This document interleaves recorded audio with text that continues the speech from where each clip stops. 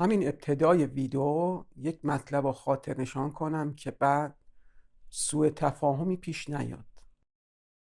این ویدیو در مورد چاکرای ناف هست. 2 تمرین بسیار عالی میدم که میتونه چاکرای نافتون رو پاکسازی و تصفیه کنه. ولی مفهوم واقعی این ویدیو در مورد چشم سومه. عزیزان، متاسفانه من در کانال دارم میبینم ویدئوهایی که در مورد چشم سوم خیلی مورد استقبال شما قرار میگیره، ولی ویدئوهای بسیار مهمتری که در مورد چاکرای ریشه، ناف یا بقیه چاکرا هست متاسفانه مورد استقبالتون قرار نمیگیره. بذارید یک مثال بزنم. ببینید تمام این الگوهایی که در بدن ما وجود داره در طبیعت و در اکثر مصنوعات و دیگر موجودات تکرار شده. حتی در مورد مثلا یک خودروی سواری میبینیم همین الگو تکرار شده. در یک خودروی سواری میبینیم جایی هست که پرانا ذخیره شده، جایی هست که این پرانا تصفیه میشه، جایی هست که هوا بهش اضافه میشه، جایی هست که توزیع میشه، جایی هست که مرکز سوخت و ساز خودرو هست و نهایتاً تولید انرژی میشه، انرژی که میتونه خودرو رو به حرکت بندازه و به ویژه نور لازم برای چراغ‌ها رو فراهم کنه.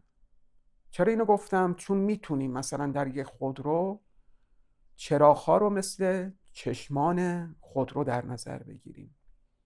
عزیزان، هرچی شما بیاید چراغ‌های قشنگ وصل کنید، پرقدرت وصل کنید، ولی تا زمانی که بقیه خودرو کار خودشون رو به درستی انجام ندن این چراغ‌ها روشن نمیشن. در وجود انسان هم همینه. توی کامنت ها زیاد خوندم عزیزانی روی چشم سومشون کار میکنن و خیلی سریع سردرد میگیرن. چرا؟ چون بدنتون پرانای مورد نیاز کارکرد چشم سومو نداره. یک بار توضیح دادم که 4 چاکرا برای تولید پرانا، تصفیه و توزیعش بسیار مهم هستند. چاکرای ریشه، چاکرای ناف، چاکرای گلو و خود چاکرای چشم سوم. اگر این چاکرا نباشند به هیچ عنوان چشم سوم شما کار نخواهد کرد و در اکثر شما این چاکراها مسدود هست. اگر این چاکراها رو تصفیه و پاکسازی نکنید چشم سومتون فعال نخواهد شد. هرچند نمیخوام به بقیه کانال ها گیر بدم، ولی خیلی کانال ها چشم سوم خیلی فانتزی کردن. آب میوه های رنگی بخورید، فلان عطر رو استشمام کنید، فلان سنگ رو بذارید روی چشم سومتون. نمیگم تاثیر نداره، تاثیر داره، ولی موقعی که شما پرانای مورد نیاز چشم سومتون رو فعال کرده باشید و برسید به ظریفکاری چشم سوم، نه الان که لحاظ بنیادی چشم سومتون مسدوده و اصلا بدنتون پرانایی نداره که بخواد چشم سومتون رو فعال کنه.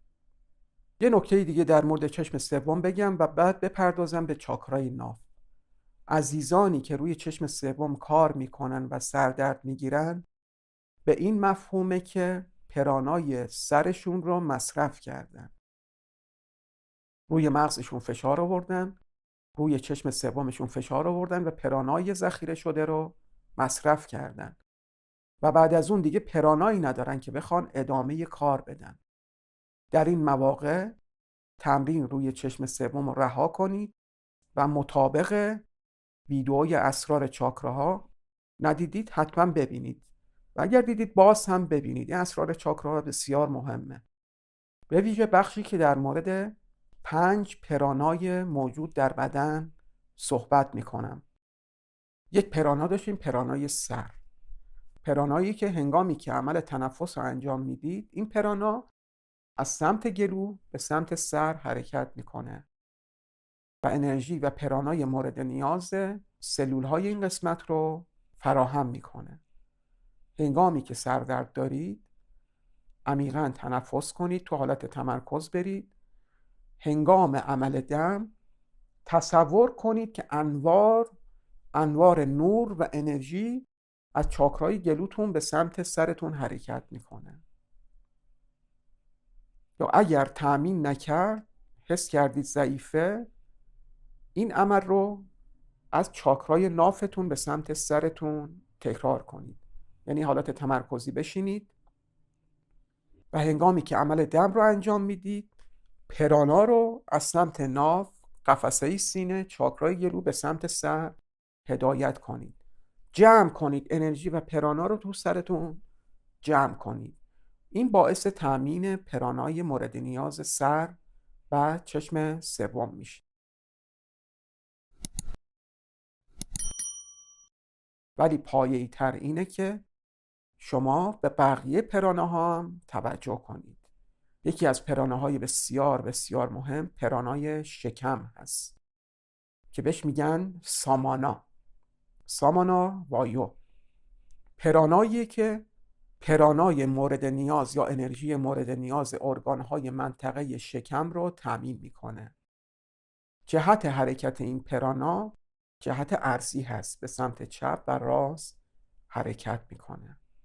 یکی از تمرین هایی که برای چاکرای ناف و ارگانهای این منطقه و به خصوص عصبهای مستقر در این ناحیه میتونید انجام بدید اینه که در حالت تمرکز بشینید و هنگامی که عمل دم رو انجام میدید یک توده انرژی رو از سمت راست بدنتون به سمت چپ هدایت کنید و پشت سرش اون رو دوباره از سمت چپ به سمت راست هدایت کنید. ببینید و حس کنید که یک توده انرژی به سمت چپ میره، برمیگرده به سمت راست، با حالت پاندولی مرتب حرکت میکنه. این واقعاً جهت درست حرکت پرانای شکم در بدن هستش. ولی ما به علت اینکه ناخالصی در این منطقه ناف بسیار زیاد داریم، عملاً این پرانا جهت اصلیشو گم میکنه و بیمار میشه و دچار انسداد یا ناخالصی میشه. پس بخشی از روزتون رو باید بذارید جهت این پرانا رو اصلاح کنید. خیلی راحت، هر حالتی، حتی حالت درازکش هم میتونید این کار رو انجام بدید. نمیخوام تمرین های سخت رو هم تلمبار کنم. به هر حالتی هستید میتونید حالت تمرکز بشینید و تصور کنید که پرانا داره به سمت چپ و راست حرکت میکنه. این واقعا جهت غیر صحیح پرانای شکم رو اصلاح میکنه. برای اینکه راحت تر باشید، اگر حالت نشسته باشید، اگر حالت آسانا، سیدیونی آسانا نشسته باشید، احساس کنید یک پاندول که مرکزش مثلا چاکرای گلوه نصب شده، سر پاندول یک توپ انرژی قرار داره، یک توپ انرژی مثلا حدود 20 سانت. احساس کنید که این پاندول داره حرکت میکنه. حسش خیلی سریع به دست میاد. تکنیک بسیار ویژه‌ایه که خودم امتحانش کردم و خیلی هم لذت بخشه. احساس کنید این پاندول داره حرکت میکنه و توده انرژی رو به سمت چپ و راست بدن شما هدایت میکنه. هر ثانیه یک بار بره بیاد، بره بیاد.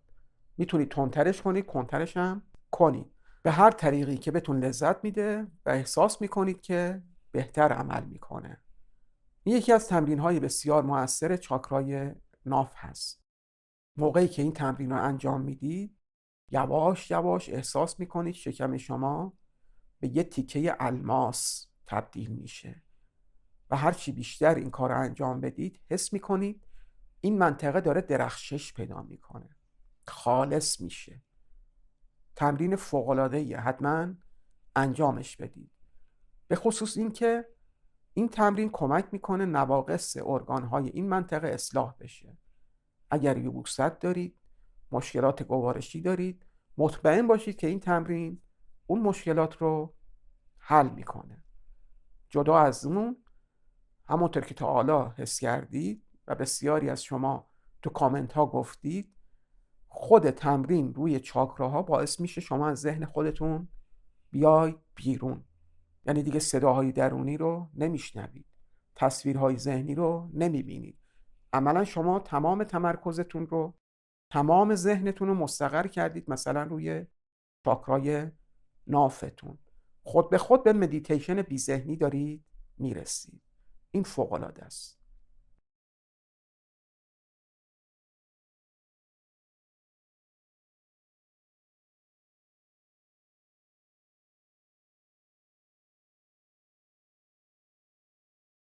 اما تمرین بعدی تمرین ورزشی هست. تمرین سختی هست که جزء کریاهای بسیار مشهور کریا یوگا هستش. ترجیحاً این تمرین رو در حالت ایستاده انجام بدید. حالت ایستاده یه مقدار مثلا 10 درجه کمر خودتون رو از سمت باسن خم کنید. سعی کنید کمرتون صاف باشه، ستون فقراتتون صاف باشه، قوس ور نداره، فقط یه زاویه‌ای به کمرتون بدید. بعد دستا رو بذارید روی زانوها، قفل کنید. نفستون رو کامل تخلیه کنید. موقعی که کامل تخلیه شد، خود منطقه ناف رو منقبض و منبسط کنید. به تو بکشید، به بیرون بدید. به تو بکشید، به بیرون بدید. در اوایل بسیار مشکله. شاید بیش از 2-3 بار نتونید این کار رو انجام بدید. ولی همین که تمرین کنید، یواش یواش بهش عادت میکنید. این تمرین هم فواید چندگانه داره. اولا باعث نرمش ارگانهای این منطقه میشه که معمولاً ارگانهای این منطقه یک حالت تنبلی پیدا میکنن و باعث بیماریهای بسیار زیادی میشن. خود این کریا و تمرین باعث میشه ناراحتی‌های این منطقه به طور کامل از بین بره. چرا؟ چون دارید روده هاتون رو و ارگانهای این منطقه رو نرمش میدید. و از طرفی به خاطر اینکه عصب‌های این چاکرا رو تحریک میکنه، باعث فعال شدن این عصب‌ها میشه و عیناً منطقه آینه‌ای در ساقه مغز رو هم فعال میکنه و باعث میشه که یک منطقه از مغزتون که قبلا راکد و خفته بود به مغز فعالتون اضافه بشه. این فوق‌العاده است. درست تمرین سخته ولی باید انجام بدید. عزیزان، چاکرای ناف محل ذخیره پراناست. قبلا گفتم، نباید هی تکرار کنم. ولی شما با این تمرین ها اون ذخیره رو به جریان میندازید. کاری میکنید که این ذخیره به ناخالصی تبدیل نشه، به چربی تبدیل نشه. این ذخیره رو به جریان میندازید و پرانای کل بدنتون و به ویژه چشم سومتون رو تأمین میکنید. اگر دنبال فعال کردن چشم سوم هستید، مهمترین چاکرایی رو که باید در نظر بگیرید چاکرای ناف هست، نه خود چاکرای چشم سوم. چاکرای چشم سوم پرانای بسیار کمی داره. پرانای اصلیشو باید از چاکرای ناف تامین کنید. این تمرین اصلیتون برای 2 هفته آینده هست. تمرین قبلی رو یک مقدار آرومتر انجام بدید. به خصوص تمرین های چشم سوم رو که اصلا گفتم انجام ندید. تمرین های چاکرای ریشه و چاکرای جنسی رو به صورت ملایم انجام بدید. تمرین قبلی ناف رو هم که قبلا جلسه پیش گفتم انجام بدید، ولی تمرکز اصلیتون رو بذارید روی این تمرین. ما تقریبا داریم به اواخر کار چاکراها میرسیم. چاکرای ناف رو که رد کنیم، 2 تا چاکرای قلب و چاکرای گلو کار زیادی ندارن. مهمترین چاکرایی که تو بدن وجود داره چاکرای ناف هست. امیدوارم بهش توجه ویژه داشته باشید. سپاسگزارم که تا پایان ویدیو با من همراه بودید. تا دیداری دیگر، آگاه باشید و ماندگار. خدا نگهدار.